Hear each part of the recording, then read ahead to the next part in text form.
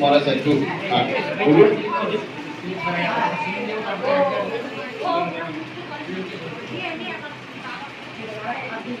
হ্যাঁ, পাঠান, পরপর পাঠান।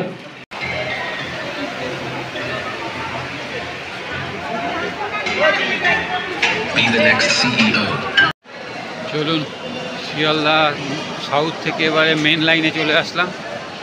এখান থেকে এখন বনগা লোকাল ধরে যাব বামনগাছি শ্রী রামকৃষ্ণ মন্দির।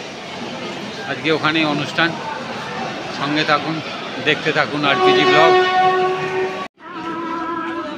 বামনগাছিতে নেমে পড়লাম, এবার এখান থেকে যাব বামনগাছি শ্রীরামকৃষ্ণ মন্দির। এই ট্রেন ছেড়ে দিয়ে চলে গেল আমাদেরকে। এই হচ্ছে বামনগাছি, আর এই হচ্ছে লেভেল ক্রসিং। এর ডান দিকে যাবেন, এইসব লোক যাচ্ছে যেদিকে, ওর ডান দিকে গিয়ে ওখান থেকে টোটো পাবেন বা ভ্যান পাবেন। এই হচ্ছে বামনগাছি শ্রীরামকৃষ্ণ মন্দির। যারা বামনগাছি থাকেন তাদের কাছে অনুরোধ করব, যদি মন্দিরটা দেখে থাকেন খুবই ভালো, আর যদি না দেখে থাকেন তাহলে অবশ্যই একবার ঘুরে যান। খুব সুন্দর মন্দির, ভালো লাগবে। এখানে ঠাকুর মা স্বামীজিকে আপনারা সবসময় কাছে পাবেন। এই হচ্ছে শ্রীরামকৃষ্ণ মন্দির, সামনেই লেখা আছে স্বাগতম বামনগাছি শ্রীরামকৃষ্ণ বিবেকানন্দ সেবা কেন্দ্র। সত্যিকারেরই সেবা ওনারা সারা বছর ধরে দিয়ে যান, আর পুজোর সময় তো দেয়নি, কারণ সাধারণ মানুষের মুখে হাসি ফোটাতে ওনারা সব সময় সবার পাশে আছেন। আমরা সবাই পুজোতে আনন্দ করব আর কিছু মানুষ আনন্দ করবে না, তা তো হয় না। সেই কথা চিন্তা করে রামকৃষ্ণ মঠ, মিশন, সেবাকেন্দ্র, সংঘ তারা বিভিন্ন রকমভাবে চেষ্টা করে যাচ্ছেন যে কীভাবে সাধারণ মানুষের পাশে দাঁড়ানো যায়। তো সেই রকমই একটি সংস্থা হচ্ছে শ্রীরামকৃষ্ণ মন্দির বামনগাছি বিবেকানন্দ সেবা কেন্দ্র। চলুন এবারে ভিতরে যাব। প্রথমে মায়ের ফটো দেখাবো আপনাদেরকে, তারপরে আর সব জিনিস দেখাবো আপনাদের। দেওয়া হবে না, প্রতি বছর তো পান, কিন্তু কথা হচ্ছে এবারে না পাওয়ার পর।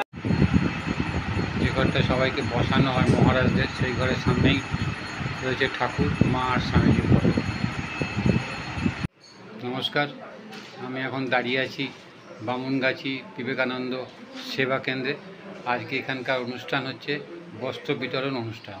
সেই ব্যাপারে এখানকার সম্পাদক শ্রীযুক্ত প্রশান্ত চৌধুরী মহাশয়ের সঙ্গে কথা বলবো, ওনার কাছ থেকে জেনে নেব এই পুরো অনুষ্ঠানটার ব্যাপারে।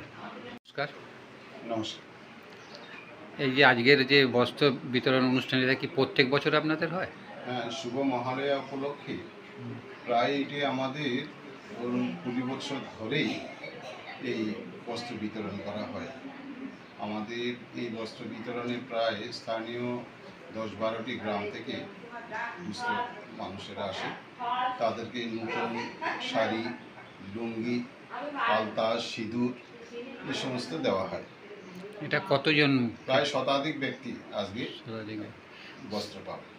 এটা প্রত্যেক বছরই হয়? হ্যাঁ, প্রতি বছরই হয়। এছাড়াও আমাদের ধরুন এই বস্ত্র বিতরণটি আজকেই শেষ নয়, আমরা লক্ষ্মী পুজোর 2 দিন পরে পুনরায় আবার বস্ত্র বিতরণ করব। আবার 12ই জানুয়ারিতে কম্বল বিতরণ, আবার বস্ত্র বিতরণ। আমাদের সারা বছর ব্যাপী এই সমস্ত সেবা কাজগুলো চলতে থাকে। আর এইটা কত বছর ধরে আপনাদের এই মন্দির? এই মন্দিরের আপনার এমনিতে ধরুন 2001 সাল থেকে এটার চলা আর কি খুব গতি পেয়েছে আর কি, কিন্তু এটা আপনার 93 সাল থেকেই ছিল, কিন্তু সেভাবে এটির প্রকাশ পায়নি তখন।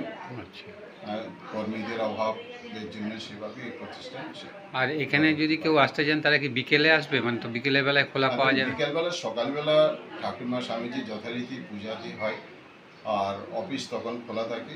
আর বিকেলবেলা বিকেল 4:30টার পরে অফিসও খোলা থাকে, মন্দির খোলা থাকে। সেখানে নিত্য একেবারে 2 বার পাঠ হয়, গুরুবন্দনা, সন্ধ্যারাত্রি।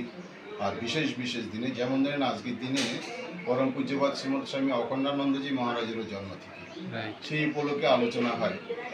এই সমস্ত চলতে থাকে। এমনিতেই সারা বছর ধরে ঠাকুরের পার্শ্বদের জন্মতিথি উপলক্ষে আলোচনা চক্র, বিভিন্ন সময়ে আপনার কল্পতরু উৎসব বলুন, ঠাকুরমা স্বামীজির জন্মবার্ষিকী বলুন, আবার এমনিতেই সেবা কেন্দ্রের বাৎসরিক উৎসব, শিক্ষক সম্মেলন, যুব সম্মেলন, ভক্ত সম্মেলন, সমাবেত উপাসনা, এ সমস্ত চলতেই থাকে। রামনবমী ধরুন, জন্মাষ্টমী, পয়লা বৈশাখ, এই সমস্ত অনুষ্ঠান প্রায় সারা বছর ধরে আমাদের অনুষ্ঠান চলতে থাকে বিভিন্নভাবে। আপনি তো আবার ভাব প্রচার পরিষদের কতগুলো হ্যাঁ, আমি উত্তর 24 পরগনা 1 রামকৃষ্ণ বিবেকানন্দ ভাব প্রচার পরিষদের কনভেনার, আবার এই বিবেকানন্দ ভাবানুরাগী যুব সম্মেলন জেলা সমিতি উত্তর 24 পরগনা জেলারও আমি আহ্বায়ক। এখানে আসার ব্যাপারে সবাইকে কি বলবেন? আমরা তো সাদর আমন্ত্রণ জানাই সবাইকে, কারণ ঠাকুরমা স্বামীজিকে দর্শন করলেই সবার মনে আনন্দ আসবে, শান্তি আসবে। তার জন্যই এই আশ্রম আসবে। এই আশ্রমে আসলে আমরা ভীষণ আনন্দিত হব। আর এই যে সারা বছর ধরে আপনারা এই প্রোগ্রাম করেন, এর তো অনেক খরচা আপনাদের একটা আছে। এইটার ব্যাপারে আপনাদের তো সাহায্যের হাত অনেকেরই বাড়িয়ে দেওয়া উচিত, সেইভাবে কি কিছু আপনার? একদম, আমাদের যেমন ধরেন আপনি আমাদের মন্দিরের পাশেই একটি বিবেকানন্দ হল, তার কনস্ট্রাকশন শুরু হয়েছে। এটি প্রায় 4 তলা ফাউন্ডেশন দেওয়া আছে, কিন্তু একটি জায়গায় গিয়ে এটি একটু থমকে দাঁড়িয়েছে, কারণ ফাইন্যান্সিয়াল একটু প্রবলেম দেখা দিয়েছে। কিন্তু এইটুকু বিশ্বাস আছে ঠাকুরমা স্বামীজি এবং সাথে ভক্তদের সক্রিয় সহযোগিতা পেলে আমরা আশা করছি আগামী 1 বছরের মধ্যেই এই হলঘরটি হয়তো সুসম্পন্ন করতে পারব। আপনাদেরকে অনেক অনেক ধন্যবাদ সময় আপনাকেও দেওয়ার জন্য। ধন্যবাদ, আপনি দূর থেকে এসছেন। আজকের এই শুভ মহালয়া উপলক্ষে যে অনুষ্ঠানটি আছে সেটি কভার করবার জন্য। আপনিও ভালো থাকবেন। নমস্কার। নমস্কার।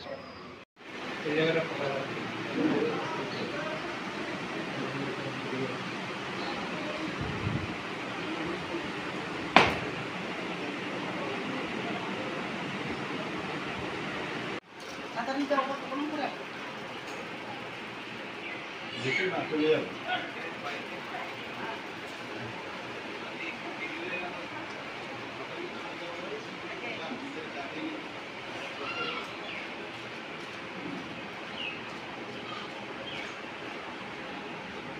চলুন এবার একটু ঠাকুর মা আর স্বামীজিকে দেখাই, মন্দিরটা আপনাদের দেখাই। আজ হচ্ছে অখণ্ডানন্দজি মহারাজের জন্মতিথি। এই হচ্ছে অখণ্ডানন্দজি মহারাজ, যিনি সারগাছিতে আজকে তার বলার প্রোগ্রাম। এই হচ্ছে অখণ্ডানন্দজি মহারাজ, আজ ওনার জন্মতিথি। ওনাকে অনেক অনেক প্রণাম।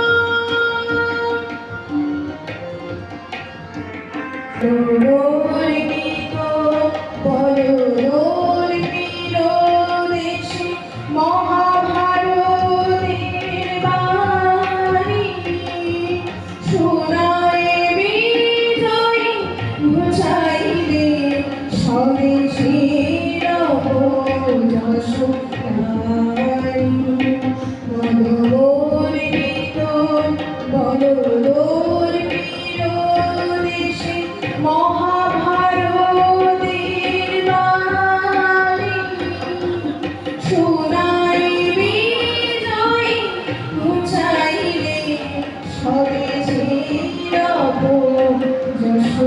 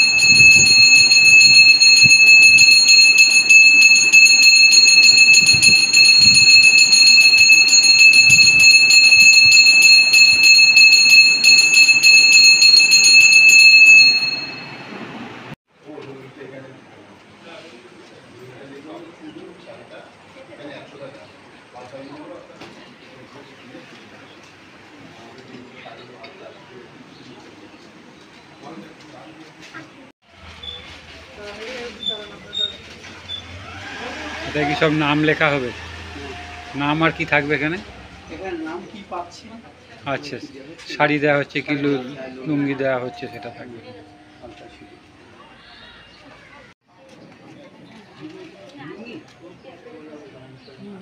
পাঠাবো?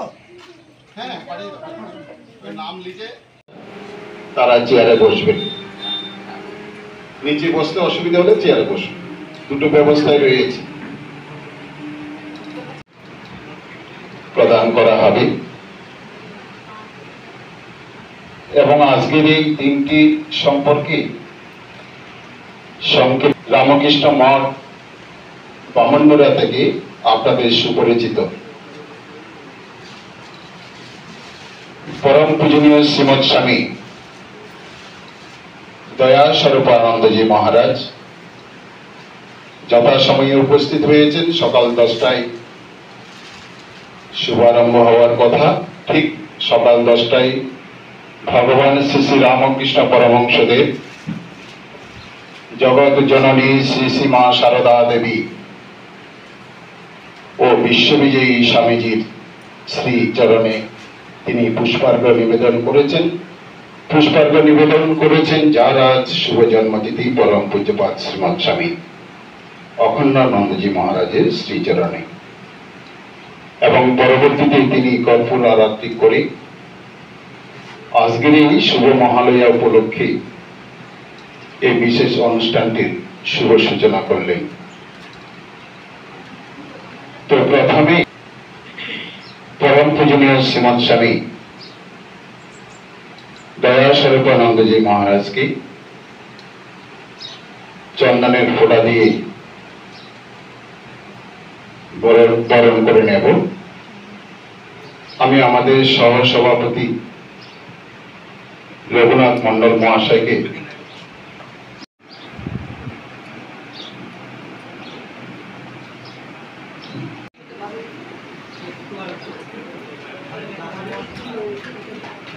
আমি সহ সম্পাদককে অনুরোধ করছি ব্যাজটি প্রদান করার জন্য। অমল ঘোষাল মহাশয় পূজনীয় মহারাজকে সেবা কেন্দ্রের পক্ষ থেকে সেবা কেন্দ্রের ব্যাজ।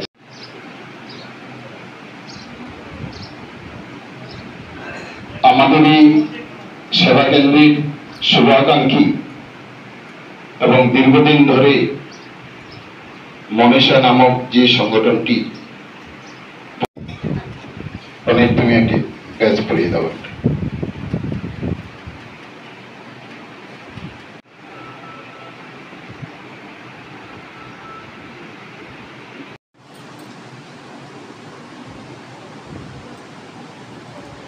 একটি ব্যাচ আজকের এই শুভ দিনে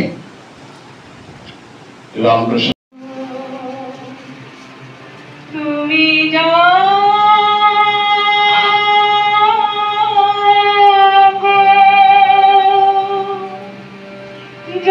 জগদুর্গা জগদশ প্রহরণধারী রিপুধন মারিণী জগমা স্বর্গময়ী চণ্ডিকা শঙ্করী জাগ জাগমা জাগ সুর বিনাশিনী তুমি জাগ জগদুর্গা জগদশ প্রহরণধারিণী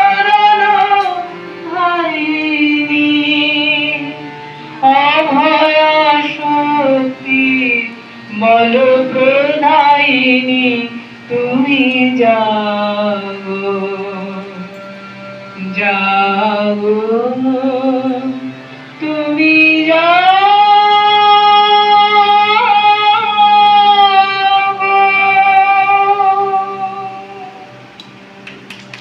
একটি ঠাকুরের গান।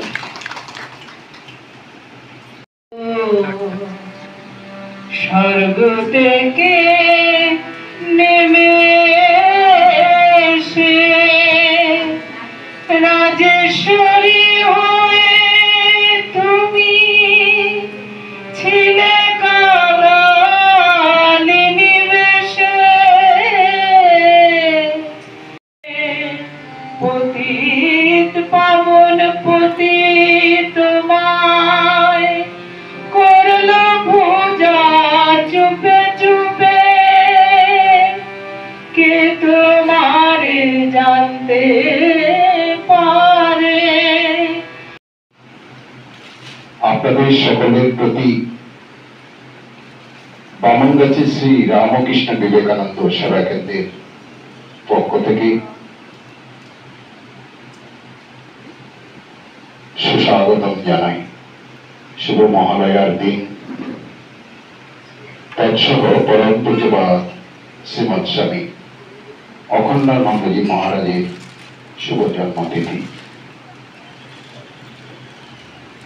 আমাদের এই শুভ মহালয়ার দিনে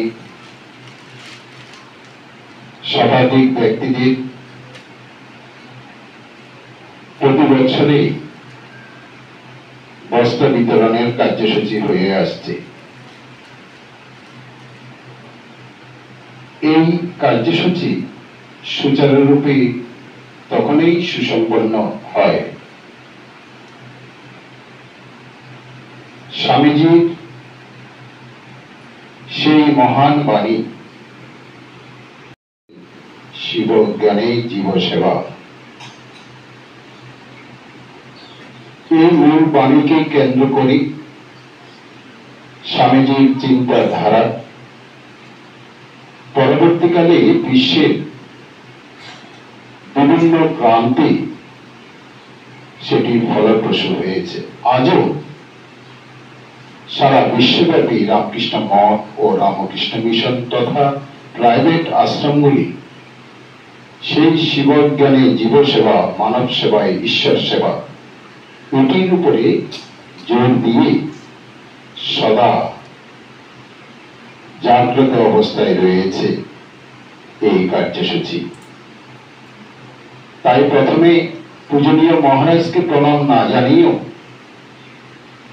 আপনাদেরকে গভীর শ্রদ্ধা ও ভক্তিপূর্ণ প্রণাম নিবেদন করি।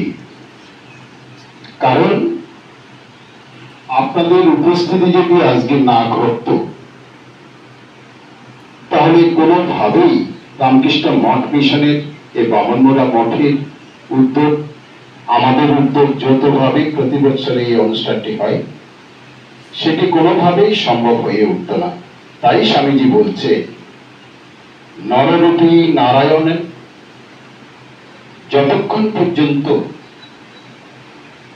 এই সেবা গ্রহণ করছে ততক্ষণ পর্যন্ত এই কার্যসূচি কোনোভাবেই সফল হতে পারে না। আপনাদের কাছে আমরা চিরঋণী। সামান্যতম হয়তো একটি আলতা, সিঁদুর, একটি শাড়ি তুলে দেওয়া হবে, একেবারে সামান্যতম জিনিস, কিন্তু চিন্তাধারা একটি, এই পুজোর দিনে এই শাড়িটি পরে যদি মাকে বরণ করতে যান বা কোনোভাবে যদি এটি ব্যবহার হয়, তবে এই বামনগাছি শ্রী রামকৃষ্ণ বিবেকানন্দ সেবা কেন্দ্রের এই চিন্তাধারা এবং রামকৃষ্ণ মঠ বামনমোড়ার যে চিন্তাধারা, যৌথ উদ্যোগে এই যে প্রয়াস, তবেই এটি সফল হবে। আর সাথে সাথে আপনাদের কাছে প্রার্থনা করব, ঠাকুরমা স্বামীজির কাছে বলুন, আমাদের মতো এই ছোট ছোট প্রতিষ্ঠানগুলি যেন শুধু আজকের দিনে নয়, আপনারা জানেন এই লক্ষ্মী পূজার দুদিন পরে আবার বস্ত্র বিতরণ হবে, তা বলে আবার আপনারা সেদিন আসবেন না, তাদের নির্ধারিত একটি তালিকা রয়েছে। আবার 12 জানুয়ারি আসবে, কম্বল বিতরণ হবে, শাড়ি বিতরণ হবে। সারা বছর ধরে কিন্তু আমাদের সেবামূলক কার্যসূচিগুলি আমরা চালিয়ে যাওয়ার চেষ্টা করি। এই ক্ষেত্রে আপনাদের সক্রিয় সহযোগিতা দরকার। ঠাকুরমা স্বামীজির কাছে প্রার্থনা করুন আমরা যেন এই চেষ্টা অব্যাহত রাখতে পারি। আপনাদের আশীর্বাদ আমাদের একান্তভাবে কাম্য। আর যিনি এই মুহূর্তে এসে উপস্থিত হয়েছেন রামকৃষ্ণ মঠ বামনমোড়া থেকে, পরম পূজনীয় শ্রীমৎ স্বামী দয়া স্বরূপানন্দজি মহারাজ, নামটি তো শুনতে পাচ্ছেন যেমন, এই মহারাজের মনটিও কিন্তু তেমন অতি শান্ত। দীর্ঘদিন ধরে দেখছি মহারাজকে, তো আজকের শুভ দিনে পূজনীয় মহারাজ আমাদের মধ্যে এসে উপস্থিত হয়েছেন। তার জন্য বামনগাছি শ্রী রামকৃষ্ণ বিবেকানন্দ সেবা কেন্দ্র এবং ভক্তদের পক্ষ থেকে পূজনীয় মহারাজকে আন্তরিক প্রীতি, শুভেচ্ছা, গভীর শ্রদ্ধা ও ভক্তিপূর্ণ প্রণাম তৎসহ সুস্বাগতম নিবেদন করি। পূজনীয় মহারাজ কিছুক্ষণ পরে বলবেন সংক্ষেপে, কারণ আমাদেরকে পুনরায় এখান থেকে বামনমোড়া একটি নির্দিষ্ট সময়ে চলে যেতে হবে, সেখানে ছোট্ট একটি অনুষ্ঠান রয়েছে। তো আসুন আমরা প্রথমে পূজনীয় মহারাজের কাছ থেকে একটু শুনি, তারপর আজকের এই অনুষ্ঠান সম্পর্কে একেবারে সংক্ষেপে আমাদের নিরঞ্জন বাবু এবং গিরিশ বাবু একটু তাদের মন্তব্য শুনবো। আসুন এবার পূজনীয় শ্রীমৎ স্বামী দয়া স্বরূপানন্দজি মহারাজের কাছ থেকে 2-4টি কথা শুনি।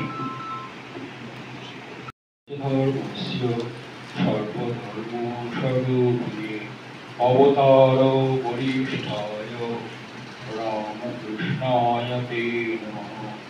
জননীং শারদাং দেবীং রামকৃষ্ণং জগদ্গুরুং। পিতৃপক্ষের অবসান হয়ে মাতৃপক্ষের সূচনা। মা আসছেন, আর আজ একটি বিশেষ দিন। রামকৃষ্ণদেবের অন্যতম পার্ষদ স্বামী অখণ্ডানন্দজি মহারাজের শুভ জন্মতিথি বা আবির্ভাব তিথি।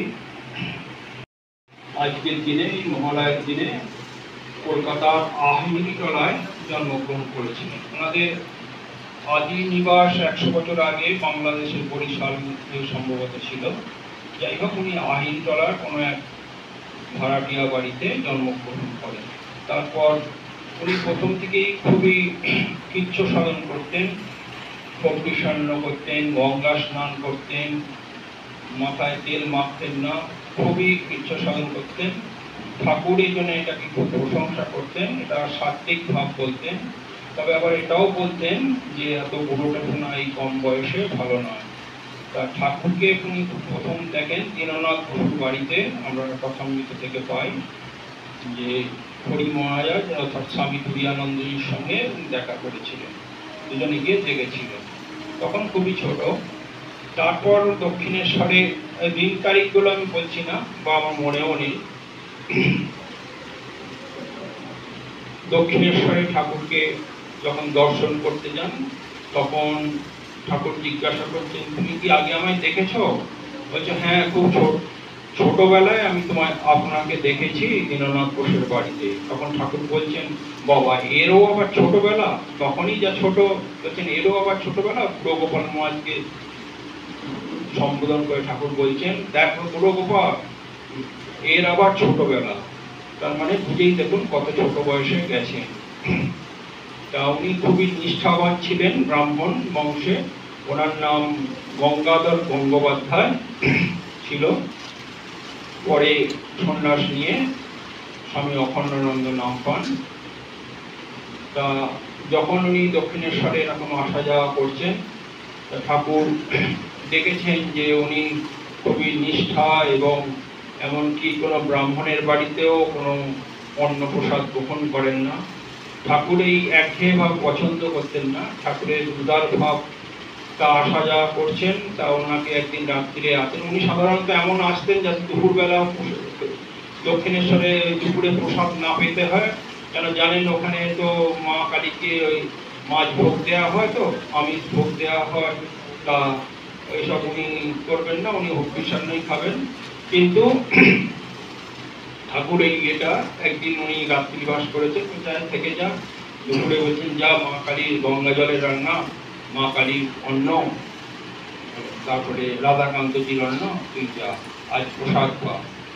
তা উনি যাচ্ছেন, যেতে যেতে ভাবছেন ঠাকুর তো আমার পাঠালেন, কিন্তু জানেন আমি তো নিরামিষ খাই, হরিষান্ন করি। তা উনি পিছন ফিরে দেখছেন ঠাকুর উনি কোথায় যান, মা কালীর ঘরে যান না প্রসাদ নিতে যান, না ওই রাধাকান্তজির প্রসাদ নিতে যান। রাধাকান্তজির তো নিরামিষ প্রসাদ, মা কালীর আমিষ প্রসাদ। তা দেখছেন ঠাকুর দাঁড়িয়ে আছেন, উনি পিছন ফিরে তাকিয়ে দেখলেন যে ঠাকুর দাঁড়িয়ে আছেন। তা উনি অগত্যা সেই মা কালীর প্রসাদই গ্রহণ করতে গেলেন, যদিও নিরামিষই খেয়েছেন। তারপর প্রসাদ গ্রহণ করে আসার পর ঠাকুর বলছেন, নে একটা পান খা, মুখে কিছু খেতে হয়, ভাত খাওয়ার পর কিছু খেতে হয়, তা না হলে মুখে গন্ধ হয়। তারপর বলছেন, দেখ নরেন 100টা প্রাণ খায়, যা তা খায়, কিন্তু ওর দিকে তাকিয়ে দেখ, ওর চোখগুলো জাগর টাগর বড় বড় বেরিয়ে আসছে, ওর এগুলো কিছু ক্ষতি করে না, তুই নরেনের সঙ্গে খুব মিশবি, যাবি। তা উনি তারপর পরে গিয়েছিলেন নরেনের কাছে, অর্থাৎ স্বামীজির কাছে। তাই এসে সব গল্প করেছেন। তখন ঠাকুর বলছেন, হ্যাঁ, ওর খুব সঙ্গ করবি। পরবর্তী জীবনেও দেখতে পাই যে স্বামীজিকে খুব প্রাণ দিয়ে ভালোবাসতেন। স্বামীজির কথা, স্বামীজি তো আমাদের যখন সংঘ প্রতিষ্ঠা হয়, আমাদের যে ট্র্যাডিশন সন্ন্যাসী সংঘ আছে সব, যে সাধন ভজন নিয়ে নিজের মুক্তি নেই পড়ে থাকা, কিন্তু ঠাকুরের শিক্ষাগুণে এই সংঘে আমাদের যে মতো, অর্থাৎ আত্মন মোক্ষার্থম জগদ্ধিতায় চ, এইটা হচ্ছে নিজের মুক্তি এবং জগতের হিত সাধন।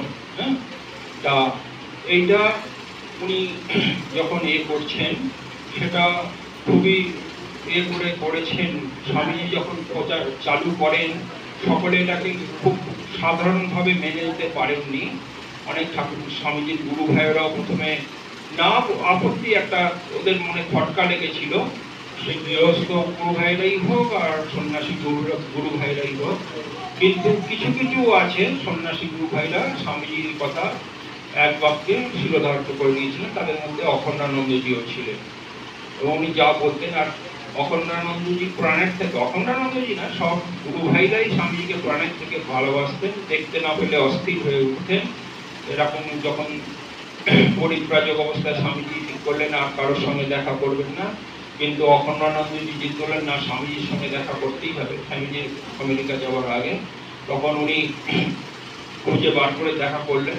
তখন বললেন, তুই আবার আমার সঙ্গে দেখা এলি কেন এখানে? বললেন, না, আমার খুব মন খারাপ করছিল, ওই জন্য আপনাকে দেখতে এসেছি, আমি চলে যাবো। তার স্বামীজিকে এরকমই ভালোবাসতেন। স্বামীজিকে যখন কিরকম ভালোবাসতেন এটা উনি, স্বামীজির যখন শরীর যায় তখন এত দুঃখ পেয়েছেন, কলকাতায় ট্রামে আত্মহত্যা করতে গিয়েছিলেন। তখন স্বামীজি ওনাকে ধরে বলছেন, করছিস কি, যা এরকম ছেলে মানুষই করিস না, এরকম বলেছেন আর কি। ঘটনাটা এরকম আছে। উনি স্বামীজি থেকে কলকাতায় ট্রামেতে আত্মহত্যা করতে গিয়েছিলেন। উনি এটা পরবর্তীকালে বলেছেন। এটা বোধ হয় অখণ্ডানন্দে অনেক বই আছে, স্মৃতি সঞ্চয়ন বা এরকম বইতে আছে। যাই হোক, ঠাকুরের কাছে দক্ষিণেশ্বরে ঠাকুর, সেই দক্ষিণেশ্বরে ঠাকুরের ঘরের পশ্চিমের বারান্দায় মাদুর পেতে ধ্যান করাচ্ছেন, এসব করছেন। তারপর ওখানেই ঠাকুর ওনাকে জীবে মন্ত্র লিখে দিলেন, জীবে কিছু লিখে দিয়ে মন্ত্র দিলেন। এইভাবে ঠাকুর কৃপা করলেন। আর ঠাকুর যে ওই দক্ষিণেশ্বরে বলেছিলেন যে ওই বৈষ্ণব সেবা, বৈষ্ণবদের তিনটে প্রধান ইয়ে আছে, তার মধ্যে জীবে দয়া। জীবে দয়াটা বলতে বলতে উনি অর্ধবাহ্য দশায়, মানে সমাধিস্থ অবস্থা, ভাবা অবস্থায় বললেন, তুই শালা, তুই কীটাণু কি, তুই আবার জীবে দয়া করার কে? নয় না, জীবে দয়া নয়, জীবের সেবা। এখানে অনেকে তখনই বসছিলেন, স্বামীজিও ছিলেন, আরো গুরু ভাইরা, আরো অনেক ভক্তরা ছিলেন, কিন্তু এই কথার মর্ম সেদিন স্বামীজি বুঝতে পেরেছিলেন।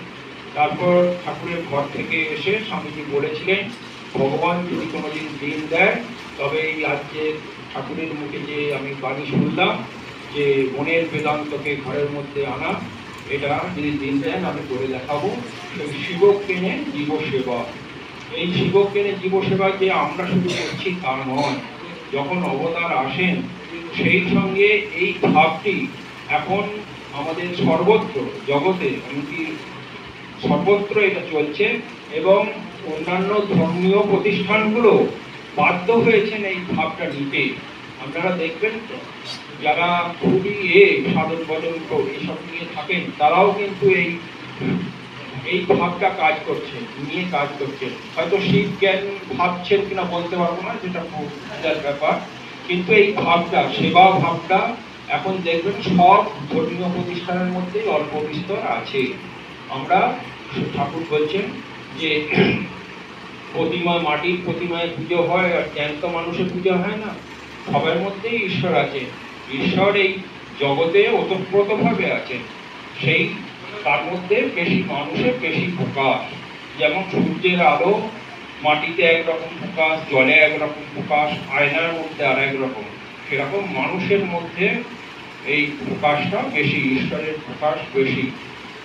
মানুষ মনে করলে ঈশ্বর লাভ করতে পারে, এই হচ্ছে ব্যাপার। আর মহারাজ অখণ্ডানন্দজি মহারাজের কথা বলতে গেলে বলতে হয়, ঠাকুর ওনাকে অনেক শিক্ষা দিয়েছেন।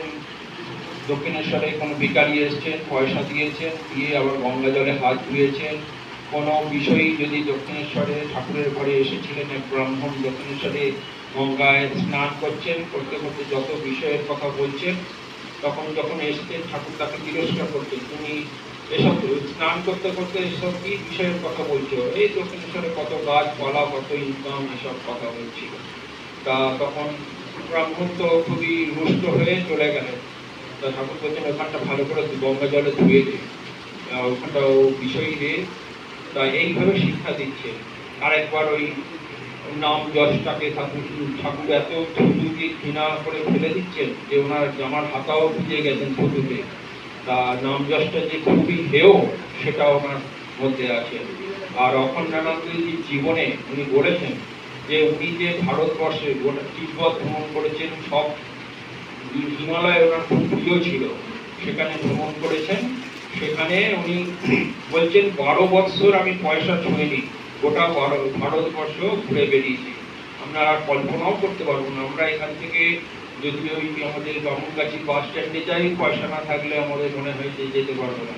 হ্যাঁ, কিন্তু উনি 12 বছর পয়সা ছোটনি, এই গোটা ভারতবর্ষ ঘুরে বেরিয়েছেন। হ্যাঁ, তিব্বত গেছেন, ওখানে পুলিশের হাতে ধরা পড়েছেন, জেল কেটেছেন, এরকম অনেক ঘটনা আছে ওনার জীবনী পড়ে। আর আমাদের এই রামকৃষ্ণ মিশনে, রামমঠ মিশনে উনি প্রথম সারগাছি মহুলায় এই রিলিফ কার্য শুরু করেন। দুর্ভিক্ষদের দেখে, মানে দুর্দশাগ্রস্তদের দেখে 25 পয়সা না কত রকম ছিল, সেই নিয়েই উনি শুরু করেন। স্বামীজি চিঠিতে লিখছেন, সবার খুব উৎসাহ দিচ্ছেন স্বামীজি। সেই থেকেই আমাদের এই রিলিফ মানে আনুষ্ঠানিকভাবে শুরু হয়। তার আগে তো ঠাকুর করেছেন, দু জায়গায় সম্ভবত করেছেন, এই মধুবাবু থাকাকালীন দেওঘরে এতে। তা যাই হোক, এইভাবে উনি করেছেন। আর উনি আমাদের মঠ মিশনের প্রেসিডেন্টও হয়েছেন, তৃতীয় প্রেসিডেন্টও হয়েছেন উনি।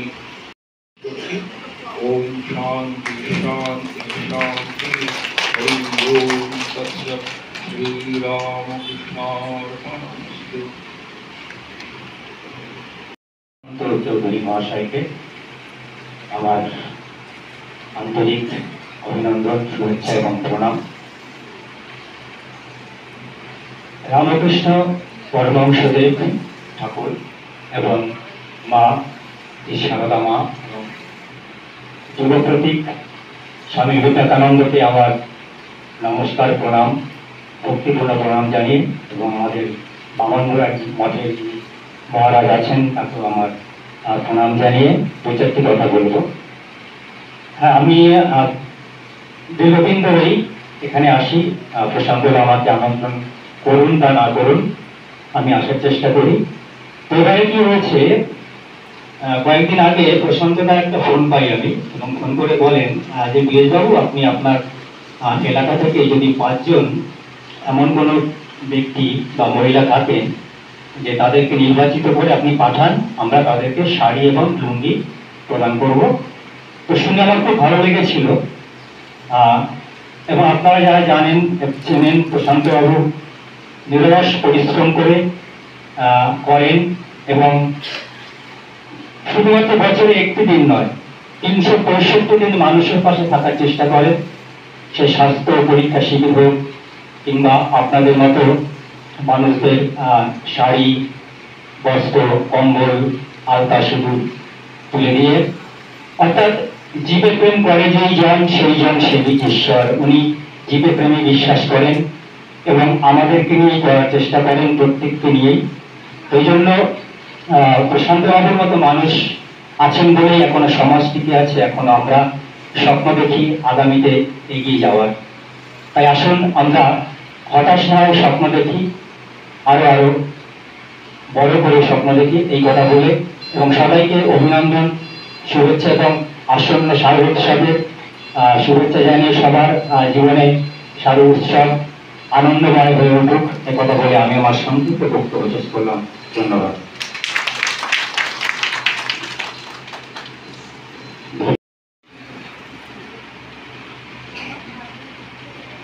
নমস্কার। প্রথমে আমি প্রণাম জানাই মা সারদা দেবীকে, ঠাকুর রামকৃষ্ণ এবং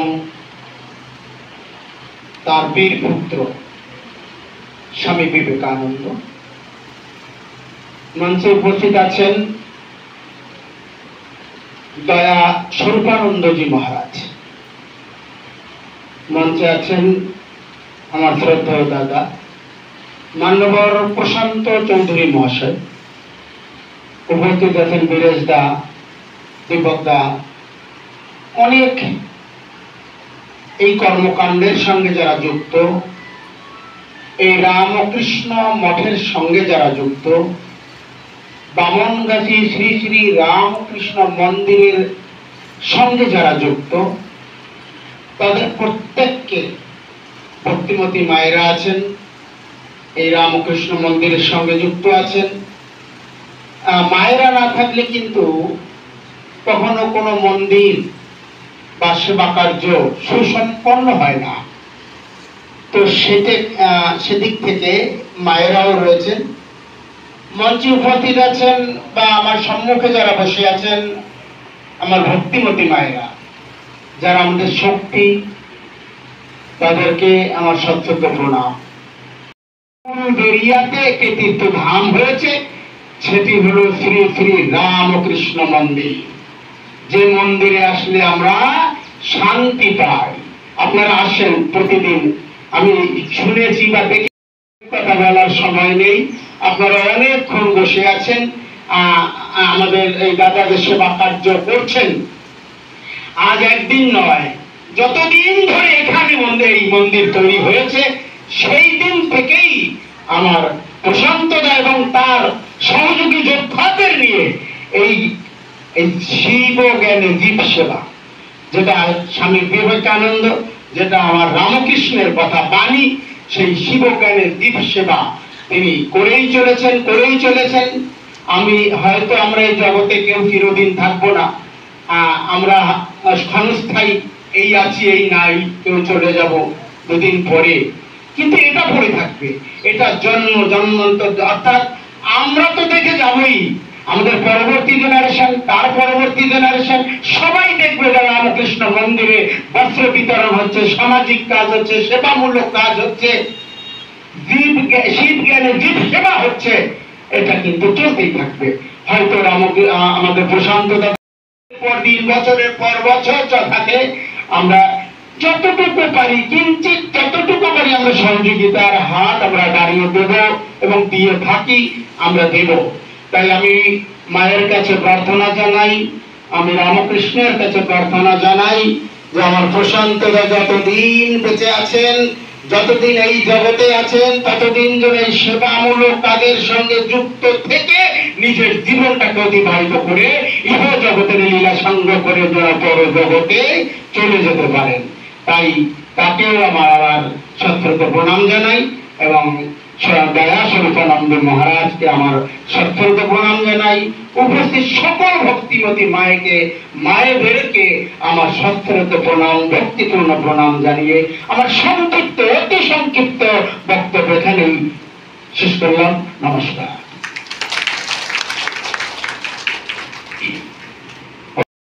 এবং স্বামীকে আমার শ্রেষ্ঠতম প্রণাম জানিয়ে এবং উপস্থিত মহারাজকে আমার ভক্তিপূর্ণ প্রণাম জানাই। সেই সঙ্গে উপস্থিত আমাদের এই শ্রী রামকৃষ্ণ সেবা কেন্দ্রের কর্ণধার এবং মুখ্য ভূমিকা সবসময় যিনি থাকেন প্রশান্ত চৌধুরী মহাশয়কে আমি প্রণাম ভালোবাসা জানাই।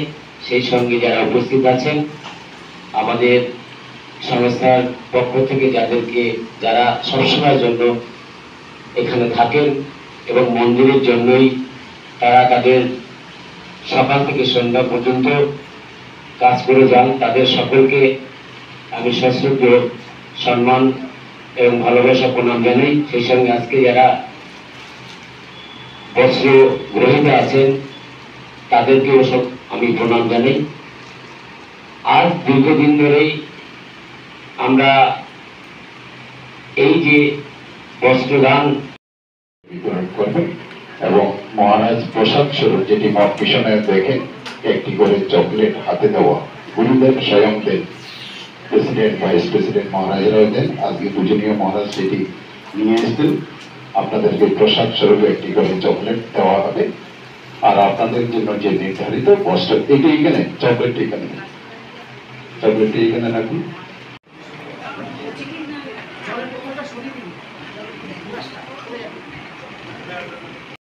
এবং একটি শাড়ি, শুধু লুঙ্গির সাথে আলতা সিঁদুর দেওয়া, বেশিক্ষণ লাগবে না, খুব কম সময়ের মধ্যে দেখবেন শেষ হয়ে যাচ্ছে।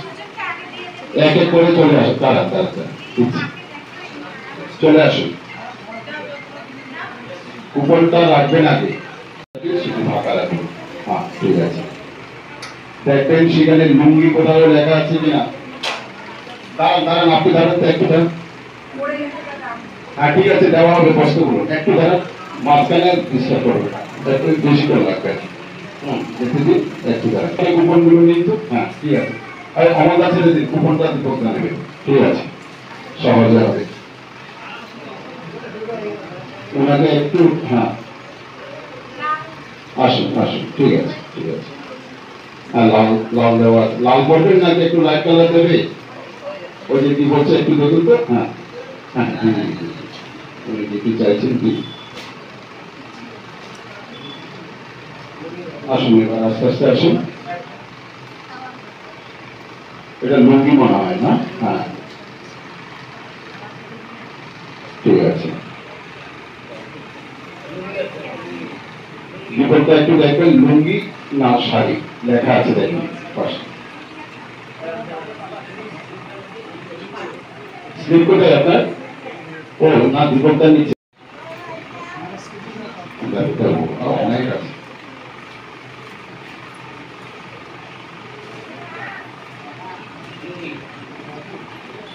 ঠিক আছে, এবার দিনেশ বাবু একটু আসুন আসুন আসুন আসুন। এক এক করে চলে আসুন। একটু দাঁড়ান, একটু দাঁড়ান, কোথায় দেওয়া হচ্ছে এই তো। হ্যাঁ আসুন।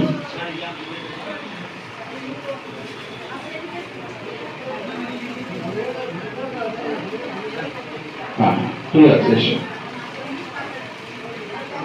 আসুন। সামনে যারা আছেন চলে আসুন। আপনারা সবাই সবাই উঠবেন না, আরে দেখি।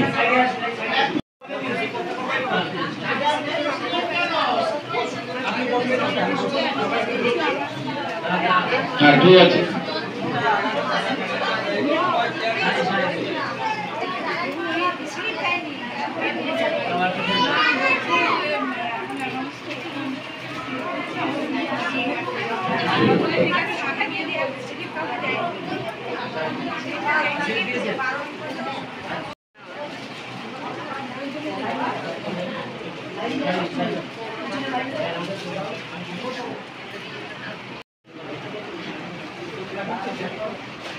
যাদের নামতে একটু অসুবিধা হচ্ছে, আমাদের যারা স্বেচ্ছাসেবিকা রয়েছেন একটু সহযোগিতা করুন।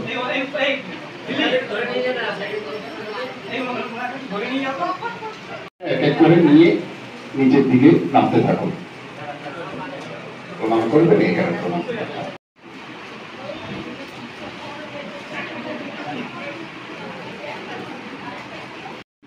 কুপনটা নেই। হ্যাঁ আমাদের ওখানে মানে টোটাল কতটা ওখানে লেখা হয়েছে দীপকটা একটু কাউন্ট করেন, জিজ্ঞেস করুন দেবপ্রিয় বাবু। 91, তার মানে 130-এর মধ্যে আসেনি, জন এই থাকবে। এটা ব্যবস্থা আছে। আচ্ছা শুনুন, এই যে নামটা একটু লেখা তো প্রথম সপ্তাহে আসবে।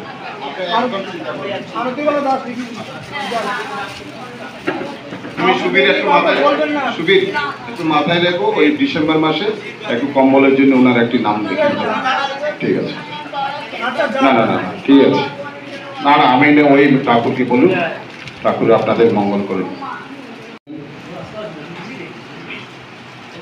জয় শ্রী গুরু মহারাজ জি কি জয়, জয় মহামায় কি জয়, কি জয়, জয় গঙ্গা মায় কি জয়, জয় কালী মায় কি জয়, জয় রাজা महाराज जी की जय, जय महापुरुष महाराज जी की जय, जय स्वामी अवगणानंद जी की जय, जय श्री श्री दुर्गा माई की